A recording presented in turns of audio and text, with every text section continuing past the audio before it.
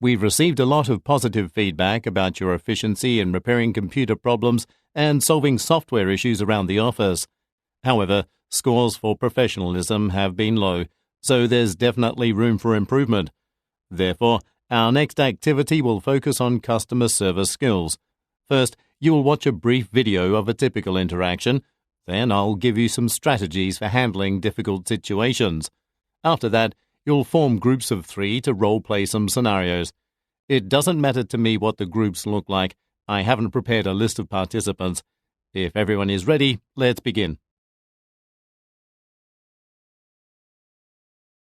We've received a lot of positive feedback about your efficiency in repairing computer problems and solving software issues around the office. However, scores for professionalism have been low, so there's definitely room for improvement. Therefore, our next activity will focus on customer service skills. First, you'll watch a brief video of a typical interaction. Then I'll give you some strategies for handling difficult situations. After that, you'll form groups of 3 to role-play some scenarios. It doesn't matter to me what the groups look like. I haven't prepared a list of participants. If everyone is ready, let's begin. We've received a lot of positive feedback about your efficiency in repairing computer problems and solving software issues around the office.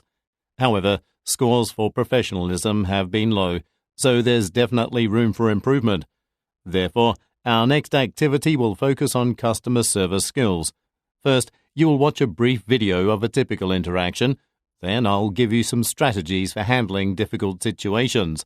After that, you'll form groups of 3 to role-play some scenarios. It doesn't matter to me what the groups look like. I haven't prepared a list of participants. If everyone is ready, let's begin.